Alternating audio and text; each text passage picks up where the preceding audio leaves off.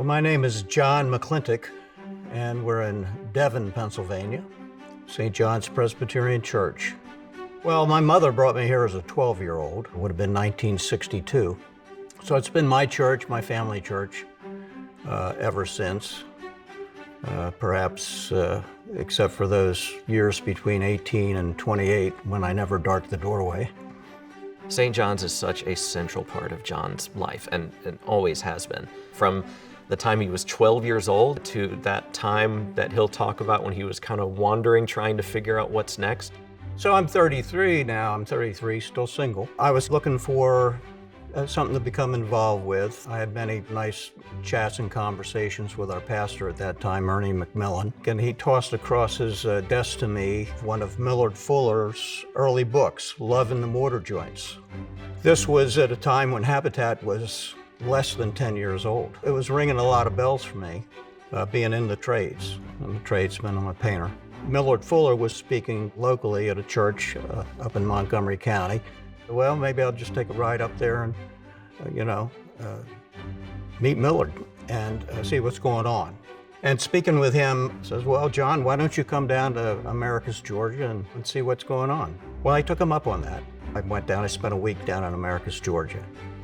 One thing that confronted me in becoming involved with Habitat for Humanity was the really deplorable conditions that some people were living in. And then what we were able to do using the Habitat model to provide decent housing, a home for these families. And to compare the two side by side, it's really a night and day thing. There's children involved, and these become homes. I met other people from the Philadelphia area, and we became Habitat for Humanity, Greater Philadelphia Incorporated. That occurred spring in 1985. One of the things challenging about any organization trying to do good work in a community that needs help is just establishing your credibility. So I give Mary Butler a lot of credit because she stepped up. 1904 Wilt Street was the first project. Probably took us a year to acquire the property and another year or two to renovate it.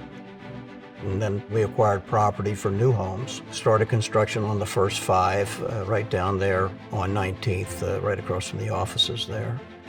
The opportunity came along for us to host Jimmy Carter and Roseland and 2 busloads of Georgia folk, and that was their week-long Jimmy Carter work camp.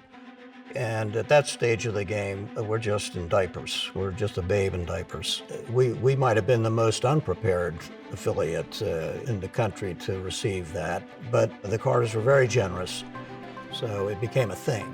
He has just given so much time and energy, and not because of what he gets out of it, but because he knows he's helping provide homes for people who need homes. Habitat's been good to me.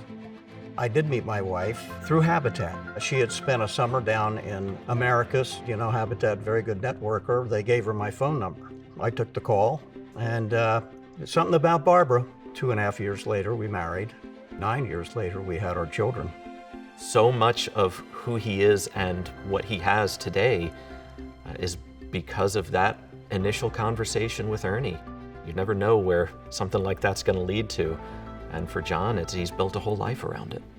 40 years, it's kind of biblical, 40 years. We're better at what we're doing these days than we were in those days. It's 40 years and a lot of people giving of themselves with the gifts that they've been given to help establish this organization and keep it going.